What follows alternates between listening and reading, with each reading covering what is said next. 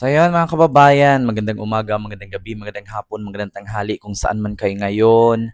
Meron tayong bagong update ngayon na balita na kung saan, naalala nyo po noon mga kababayan, na noong panahong si Duterte po ang presidente, halos lahat po ng mga TV network, TV station, news outlet, kapag hindi pabor sa kanya ay binabanatan po ng kanyang mga trolls na vloggers at pinapasara, lalong-lalo na ang ABS-CBN. Speaking of pagpapasara ng ABS-CBN mga kababayan, isa din po sa ipinakulong nung panahong rehime ni Duterte itong isang news, tawag dito, outlet CEO na si Maria Risa. No? So, alam nyo naman po kung ano pong news outlet ito. Ito po ay ang Rappler, mga kababayan. So, kilala nyo naman po kung sino si Maria Risa. So, ngayon mga kababayan, meron po magandang balita. Bukod kay Leila de Lima na pinawalang sala or binasura ang kaso ng Paranaque, ito naman si Maria Risa ay winalang sala ang kaso ng Pasig Court. No? So, ito po mga kababayan, nakikita nyo naman po sa gilid ng ating screen. Pasig Court clears Reza Rappler exists in anti-dummy law case. So, kinasuhan po siya ng anti-dummy law. Ayan. So, yan po yung kaso niya. So, ito po nakabalita po mga kababayan sa ENC ng ABS-CBN. Actually, is part of ABS-CBN ang ENC. So, Pasig Court dismissed the anti-dummy law case against Rappler CEO Maria Risa and 5 other executives, seeing evidence presented of alleged foreign ownership on control of the news website was grossly insufficient. So ito po mga kababayan, andito po yung news. Nakita nyo po sa gilid ng ating screen. Kung naalala nyo po mga kababayan, si Presidenting Digong or ex-President Duterte po, pinag-initan po niya itong si Maria Risa. Kung naalala nyo po at i-research nyo po, no, para makita nyo po kung gaano ba katotoo yung ating sinasabi. Isa po si Maria Risa sa pinag-initan po ng Marcos Duterte administration nung panahong war on drugs, sa kanyang war on drugs na kung saan nasisili po kasi ng Rappler itong mga kabulastugan ng rehime ni Duterte. Kaya po mga kababayan, ginawaan po ito ng kaso na tinatawag po nilang anti-dummy law na kung saan ito ba'y kontrolado daw po ng foreign investor or foreigner daw po ang may-ari nitong Rappler News outlet na kung saan ang tinatawag na CEO ay si Maria Risa. Kaya po nakakapagtaka lang mga kababayan, sakit po kasi ni Duterte mga kababayan na kapag islang ka mag-English, foreigner ka. Kasi actually mga kababayan, wag po kayong matawa ha. Si Maria Risa po, ang CEO ng Rappler po, ay English spoken po talaga to. Bakit? Kasi actually, nakapag-aral din po sa ibang bansa. Kahit nga po si Pangulong Bongbong Marcos is English spoken din po talaga. Kaya minsan nabubulol po sa Tagalog, more on English talaga si PBBM. Pero tawag dito, pinilit niya mag-Tagalog ng straight. Actually, British accent kasi si BBM and din Ilocano. So ito namang si Maria Risa is English talaga siya. So ito naman po ang mga comment dito mga kababayan sa naturang post dito ng ENC. Kahit silipin nyo po ngayon, kung nanood kayo sa akin, silipin nyo po, sabi po ni Che Villaseran, meanwhile in The Hague, nasa The Hague daw si Digong, the Philippine first Nobel Peace Prize winner. In the meantime, the guy who tried to put her down is now in the custody of the International Criminal Court at The Hague. So nothing happens to a case if done with evil intent, sabi ni Greg Balbakwa. Balakwa pala, Balbakwa pagkain yun . Ito po, sabi ni Lucia Macapanas, hindi kamalasan yan ng mga Duterte, sanib-puwersa yan ng mga oligarko at dilawan at mga komunista at NPA. Mainstream media, mga militar, pati Supreme Court at iba pa. Ikaw ba naman hawak mo all? Ano laban ng mga ordinaryong mamamayan? Sabi ni Lucia Macapanas. Actually po, Lucia Macapanas, simple lang naman po. Hindi po hawak ng mga oligarko ang mga news outlet. Nagkakataon lang po talaga na itong mga nagtatrabaho sa news outlet at itong miyembro or grupo ng Liberal Party ay educated. Maliban po sa mga DDE supporter na mga kulang po sa pag-aral, kulang sa pinag-aralan po talaga, mga kababayan. Bakit?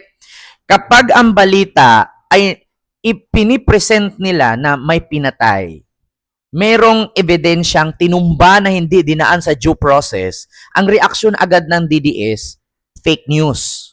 'Di ba? Ganyan sila. Ganyan ang sakit ng mga DDS. Kapag nag-vlog ka, kapag nagbalita ka, kapag nag-content ka, at sabihin mo, si Digong kaya po siya ay nakukulong kasi inutos po niya na either legal or illegal, patayin mo ang adik. So, utos ni Digong. At inamin din po ni Digong na meron siyang tawag dito, reward system na kung saan binabayaran niya ang mga pulis para itumba itong mga adik na hindi dinaan sa due process.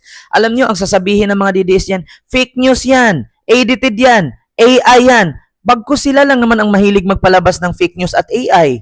'Di ba? Isa na si Senador Bato dyan at si Mayor Basti Duterte. Oh, 'di ba?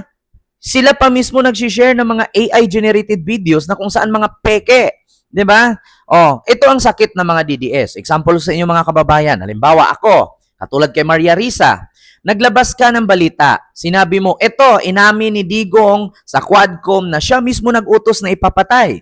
Oh, sasabihin ng mga DDS, fake news yan, hindi totoo. Tapos mag-play ka ngayon ng video. Ipakita mo, oh, ito, inamin mismo ni Digong, ako pumatay. Oh, 6 or 7. Correct. Very correct. Gaganon, ipi-play mo. Ngayon, pag nakita ng DDS yan, sasabihin nila, taga saan ka? Putang ina mo ka. Pangit kang animal ka, pisting yawa ka. Gaganunin kanila kasi nababagsakan sila at nasasampal sa kanila yung ebidensya.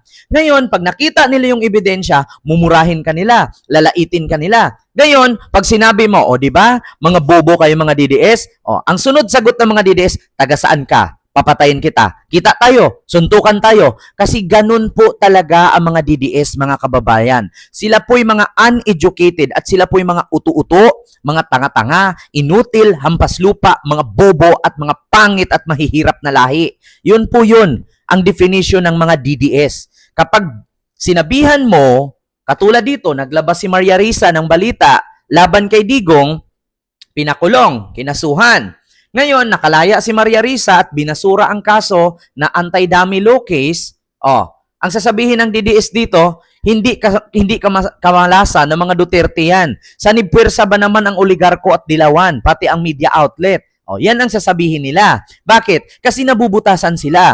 Oh, sa panahon na si Digong gumawa ng karumal-dumal, pumapalakpak sila. Sa panahon na nabutasan si Digong, sasabihin nila, dami yan, bayaran yan, fake news yan. Ganun po kababa ang quality ng IQ ng mga DDS. Kaya sinabi nga ni Salvador Panelo or ni Attorney Panelo, yung mga bumoto sa Duterte, yun po yung mga hindi nakapag-aral. Yun po yung mga mahihinang quality yung utak. Oo. Pero yung mga hindi bumoto sa Duterte senator ni Duterte, yun po yung mga educated. 'Di ba? Sabi ni Panelo yan. Pag napansin ninyo, pag mga Duterte countries voters, buboto nila ang Duterte. Pero pag napansin ninyo yung mga kabataan na educated, hindi nila binoto ang Duterte kasi alam nila ang background, kung ano ang background ng mga senador na Duterte. Di ba? O, katulad dito, binasura ang kaso ni Maria Risa na i-final nung panahong rehime ni Duterte. Ngayon sasabihin naman ito ni Lucia Macapanas, hindi daw kamalasan ng mga Duterte ito. Anong hindi kamalasan? Di ba? Mismong batas. Batas na at Korte Suprema na nagsabi na binasura at ni-reject ang kaso na isinampa ng kampo ni Digong noon kay Maria Risa. Tapos sabihin nyo, hindi kamalasan. Ano yung tawag doon kay Laila de Lima? Hindi kamalasan. Ano yung tawag niyo nakulong si Digong ngayon? Hindi pa rin ba yan kamalasan? Ano yan? Swerte? Kaya pala si Bongo. Di ba? Nagpa-party-party pa. Naka 100 days na daw si Digong sa dahig. So ano yon? Hindi yung kamalasan? Ano yon? Congratulations, Digong.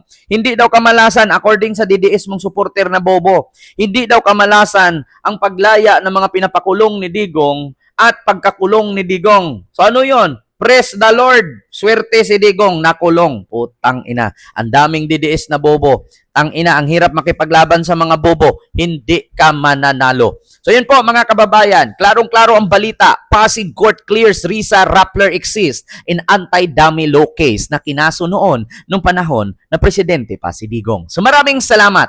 Thank you. God bless.